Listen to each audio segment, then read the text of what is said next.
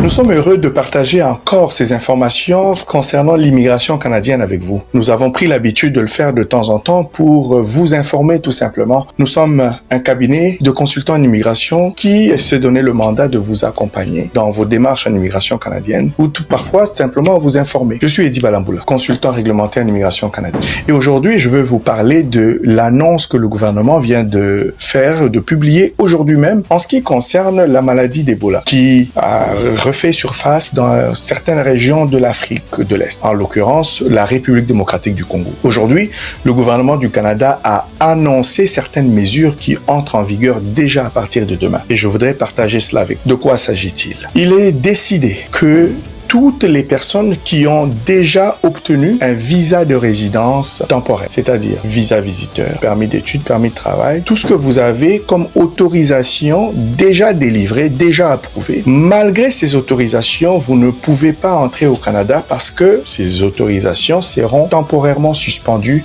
à compter de demain. Pourquoi? Parce que le gouvernement veut prévenir pour ne pas qu'il y ait de contamination ou de contagion, de transfert de maladies, si vous voulez, ici au Canada, comme à l'époque de la COVID-19. Nous avons connu ces mesures-là. Je reviens pour dire que les visas ou les autorisations déjà approuvées seront suspendues pour les prochaines 90 jours. Même lorsque vous êtes déjà autorisé à... Donc, si vous effectuez votre voyage et que vous arrivez à la frontière, les agents des services frontaliers ne vous laisseront pas entrer à compter de demain, le 27 mai à 23h50. C'est à ce moment-là que la mesure entre en vigueur. Même pour les personnes qui ont reçu l'approbation pour leur résidence permanente, vous n'aurez pas non plus le droit de venir au Canada pour cette période de 90 jours. Ce qu'il faut également retenir, ce qui est important, c'est que les Canadiens et les résidents permanents qui auront séjourné dans ces régions affectées, la République démocratique du Congo, l'Ouganda et le Soudan du Sud, si vous avez séjourné là-bas au cours des derniers 21 jours et que vous arrivez au Canada, puisque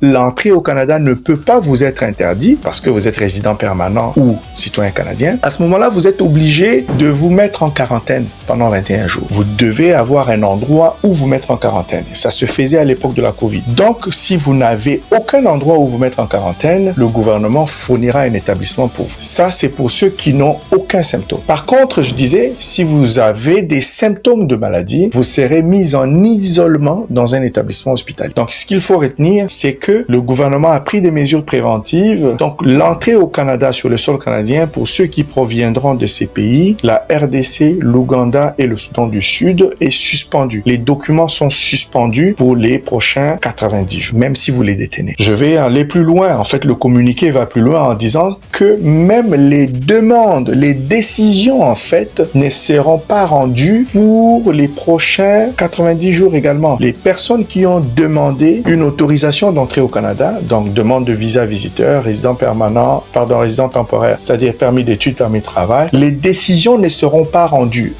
C'est suspendu également pour cette même période. Ce que cela veut dire, c'est que le délai de traitement de vos demandes sera rallongé de plus de 90 jours parce qu'il y a une suspension. Le gouvernement va bien entendu réévaluer compte tenu de l'évolution de la situation. Alors, je vais partager mon écran avec vous et lire très rapidement le communiqué que je viens de vous expliquer ici. Je vais le partager tout simplement pour vous montrer rapidement de quoi il s'agit. Communiqué de presse du 26 mai. Je vais prendre les grandes lignes. En réponse à l'éclosion de la maladie d'Ebola en RDC et à l'augmentation des risques en Ouganda et au Soudan, le gouvernement a pris de mesures. Quelles sont les mesures? Le gouvernement a l'intention de suspendre les documents d'immigration pour les résidents des pays présentant un risque élevé. Et c'est là pour 90 jours, à compter de demain, le 27 mai, à 23h. Cela inclut la RDC, l'Ouganda et le Soudan. Cela signifie même les personnes disposant d'un visa de résident temporaire, d'une autorisation de voyage électronique ou d'un visa de résident permanent, déjà approuvé, ne seront pas autorisés à se rendre au Canada tant que leur document d'immigration est suspendu. Donc, puisqu'on suspendra vos autorisations, vous n'allez pas avoir le droit de venir au Canada. Et on dit pendant cette période, nous avons également l'intention de suspendre temporairement les décisions relatives aux demandes pour des documents présentés par les résidents de ces pays. Je l'ai mentionné tout à l'heure en explication. Le gouvernement a l'intention de mettre en œuvre des mesures supplémentaires qui entreront en vigueur le 30 mai. Là, j'en ai parlé. Pour les Canadiens et les résidents permanents, ces mesures n'entrent pas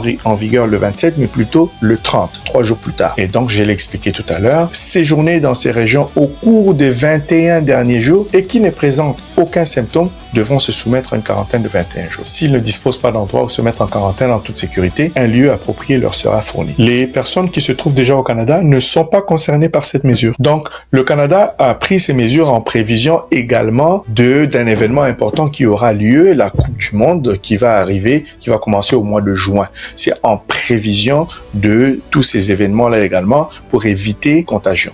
Donc, je le disais au début, je suis Eddie Balamboula, consultant réglementé en immigration canadienne, responsable du cabinet Balkan Immigration Service. Il nous fait plaisir de vous accompagner, vous consulter, vous donner des avis juridiques si vous avez des préoccupations, besoin d'accompagnement. N'hésitez pas à entrer en contact avec nous et surtout, nous vous invitons à vous abonner sur nos différents réseaux. Étant donné l'importance de se communiquer, je vous invite à partager massivement, surtout les ressortissants de ces 3 pays. Partagez cette information à vos amis, proches et connaissances, s'il vous plaît. Faites circuler l'information parce que c'est une information importante. Il faut éviter que certains, par exemple, prennent déjà leur vol pour venir ici au Canada et gaspiller leurs billets d'avion qui ne seront pas remboursés. Donc, il faut également, pour ceux qui sont déjà à l'étranger, qu'ils sachent qu'ils doivent se préparer à une mise en quarantaine lorsqu'ils vont arriver ici. Je l'ai dit, n'hésitez pas à entrer en contact avec nous pour des besoins. Nos coordonnées seront affichées à l'écran. Contactez-nous, abonnez-vous à nos réseaux,